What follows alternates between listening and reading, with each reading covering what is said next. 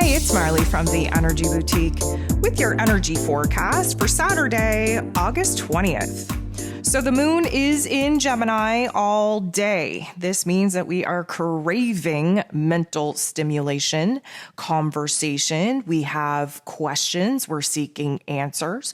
We're looking for clarity. We are looking to learn. We are looking to basically bring in all kinds of information from our current circumstances and from our interactions that we will definitely be more open and social to have. There are 8 different aspects here today. 7 of them involve the moon. And again, just a reminder, the big story that we have here today is that Mars is moving into Gemini. If you haven't listened to that Astra Forecast, I'm going to recommend you do so. It is a very long transit, a very intense transit, an absolute game changer for our individual lives and for the collective. It is going to be quite the energy. And here today, we are definitely going to feel this shift. So 3:57 a.m. is when Mars moves into Gemini. Again, if you listened to yesterday's energy forecast, you would know that we had Mars kind of transiting through the last degrees of that Taurus energy. We actually had the last quarter moon take place in Taurus, the moon and Mars conjunct before Mars prepared to move into Gemini energy. We are definitely going to feel this shift. Again, please dive into the Astra Forecast. Our energy is going to shift. Our mental plane is going to shift. We're going to feel a little bit manic and aggressive when it first starts. We are going to have a little bit of time to alchemize to this energy. We are going to feel a lot of pressure in our mental plane, a lot of pressure in the crown. If you have not listened to the Ascension forecast for this week, go listen to that too. I talked about the physical aspects, the physical ailments, if you will, that we should have been feeling throughout this week as we build towards this major and intense energy shift. So Mars moves into Gemini, then the moon in Gemini sextiles Venus. Now, this is a beautiful energy for a couple of reasons. First of all, now we have the masculine energy of Mars in Gemini energy. The moon, which is our emotions, our memories, our intuition, is in Gemini. And now we're going to check in with the goddess of love and beauty and worth and pleasure, who is in Leo energy, who is opening up that heart chakra, opening up new passions and desires, learning how to truly express herself with what matters to her, what she values, what she wants more of, and where she needs to create more of a time and a space in her life to have fun, to be inquisitive, to bring that childlike, playful energy back. Now, the moon interacting with Venus in this way would likely suggest that we're asking ourselves, first of all, the deep-seated questions on what makes us happy, what fires us up, what we're passionate about, what do we desire. We just had a huge aspect with Venus and Neptune just yesterday that put us in this rose-colored glasses state of happiness, an elated state of happiness that was kind of semi-delusional.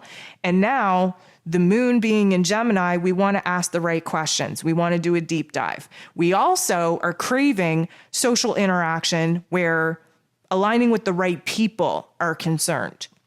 So this is definitely going to put us in a position where we are starting to redefine or reestablish what means the most to us, where we want to pour our time, love, attention, and energy, what it is that we want more of, what it is that we want to build from here. We are essentially gaining clarity, which is never, ever a bad thing. The moon in Gemini goes ahead and interacts with Pluto, though, the great transformer, and things get a little bit wonky. We get a little bit wonky because, as I mentioned in yesterday's energy forecast, when we're coming down from a high, those high vibes, that great feeling that just, we want to stay in, we tend to get the wind knocked out of our sails, and then we start speaking fear into our dreams.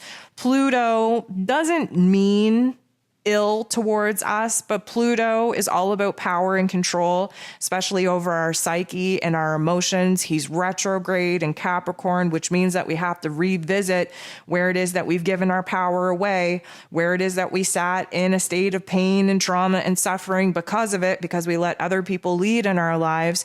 And because of this, we're starting to really question things, but we're questioning things in a not so nice vibe, which means that fears and doubts and insecurities are coming full circle. Now, we're not meant to set up camp here. What we're meant to do is use these aha moments, this perspective, this inner analyzing, if you will, on what it is that we never want to do again, what it is that we shouldn't do again, what it is that we have to do differently, especially where standing in our power has to be on the top of the list. Reclaiming our lives has to be at the top of the list. Standing in the authority of what we know to be true, to be best for us, has to be at the top of the list. So it's almost like we have to go and do a little bit of a deep dive in our past where not so nice things happened, really ticked us off and created a lot of pain and trauma for us. We have to go back there. We have to remind ourselves of that so that we can integrate that in the here and now and make better decisions. The moon is going to make a beautiful interaction with the sun. So the moon in Gemini, an air energy, the sun in its place of power in Leo, a fire energy. What do we get when we have air and fire? Well, we get a couple of things. If it's balanced, we get a beautiful, warming passion, desire, where the ideas, the thoughts, the questions, the answers, the analyzation, the logic, the strategy from the air energy of Gemini fuels the spark, the flame, the fire of our passions, our desires, of our heart and soul, which is the Leo energy. This is a beautiful time for us to get in the right mind frame, the right heart space, get in alignment so that we can prepare to take action.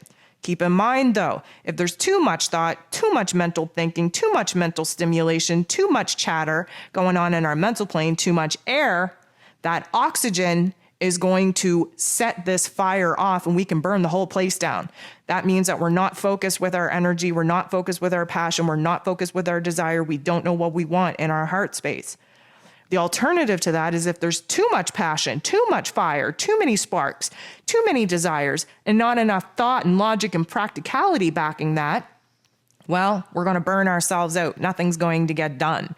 We have to constantly want to achieve balance. This is a perfect opportunity for us to achieve that balance in our heart space, in our head space. The moon is going to go ahead and sextile Chiron. This is a beautiful energy. We're making progress.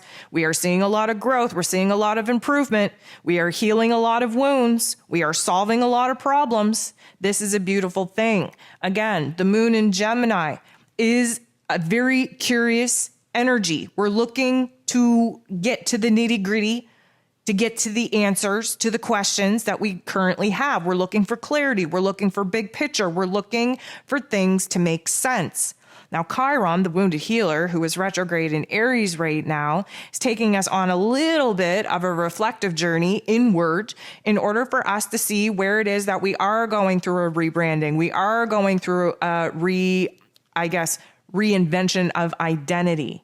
And because now we are open to kind of doing a deep dive in our psyche and heart space, now we're getting down to the nitty gritty on why we've been stuck, why we've been our own worst enemy, why we burn ourselves out before we actually see the finish line. This is going to show us where it is that there has been great improvements, where there has been a whole bunch of growth. We need to celebrate. We need to stand in our triumphs. We need to stand very strong, very proud in what it is that we've been able to accomplish and overcome thus far.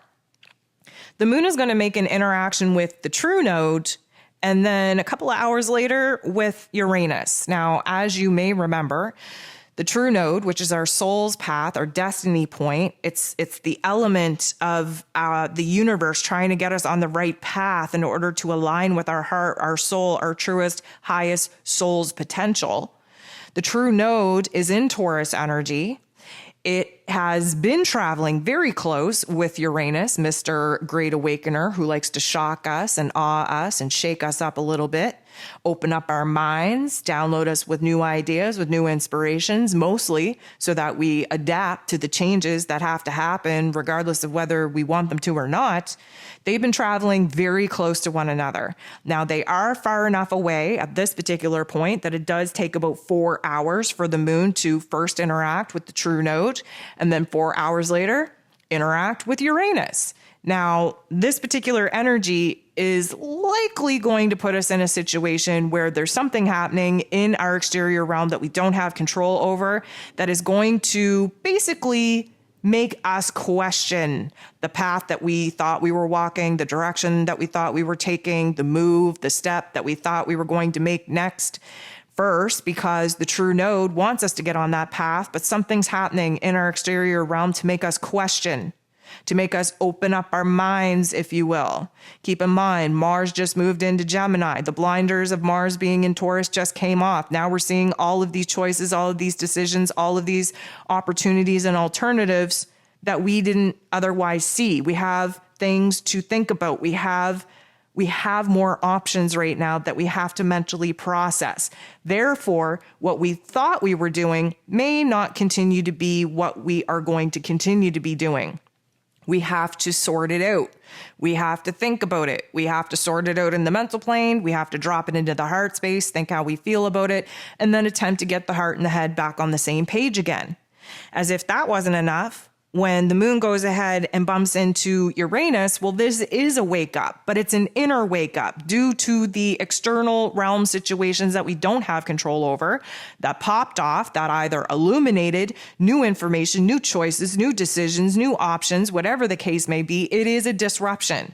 It's like just when we thought we were feeling good, feeling safe, feeling stable with our path, what we thought was going on in our inner realm and our outer realm, something gets shook up, a wrench gets thrown into our plans, right? It's like a earthquake test where, our foundations from underneath our feet suddenly get shook up. Keep in mind that the true node and Uranus are in Taurus energy, which is an earth energy that has a huge focus on the topics and themes that surround our physical body and our physical circumstances, where routines, resources, money matters, relationships, our long-term plans and goals get shook up. Why? Because many of those elements were born and birthed on weak-ass foundations. If we continue to pour our time and energy on building our dreams and our visions on a weak-ass foundation, when the foundation gets shook up and it crumbles, our dreams and visions are going to go down with it. We're in the year of 6. We have to build, we have to perfect the systems, the structures, the foundations that we are essentially building our dreams and visions and realities upon. So this isn't going to feel good. It's going to create a lot of chaos, a lot of confusion. Again, what we thought we knew, now we don't know about. Now we have to question, now we have to, go back to the drawing table and start from scratch and really, bring in the options, the choices, the decisions, the alternatives that now we are starting to realize that we have more of. We didn't realize that when Mars was in Taurus. We had blinders on. We thought there was only one way. And now we're starting to see that there are many ways to get to our end dream, our end vision. And sometimes a detour is absolutely needed and will get us to our end goal faster and easier than the original route that we had planned for ourselves. We're going to end the day off with the moon interacting in a very positive way with Jupiter. So Jupiter is about growth and improvement and expansion. He's about abundance and blessings. He's also about beliefs and wisdom. And right now, the moon being in Gemini, curious as all hell to go out into the world and figure out what we're missing and what we should learn and what we need to dive into more. And again, looking for that mental stimulation, that mental engagement, looking for clarity, looking for as many pieces of the puzzle as we can possibly collect and accumulate to see what this big picture, dream, and vision is actually going to be. Now, here's the thing. Jupiter is retrograde, which means that we're doing a lot of reflection, a lot of inner work, if you will, in Aries energy, which has a lot to do with us, our identity, where we're being headstrong, where we were maybe too aggressive trying to make things happen.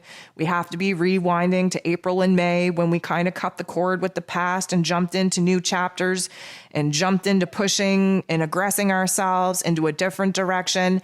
And now that Jupiter is retrograde, we're kind of like reflecting back on that, seeing if that was the right way to go, seeing if we could do things differently in a better way, given a second chance. The moon in Gemini is helping us to ask the right questions, to see all sides of the coin, all sides of the perspective, again, in very extreme points of view, extreme points of understanding, in order for us to debate it out from every perspective, every angle possible, so that we know when we meet ourselves in the middle, it's a grounded point where we've explored all of the possibilities, where we've asked all the right questions, where we've gained as much knowledge and wisdom as we possibly could in order to make an informed decision. Now, what I will say to you is that there's going to be a lot of pressure in the mental plane, a lot of pressure in our heart space. Again, like I've been stating this week, this is an integration week.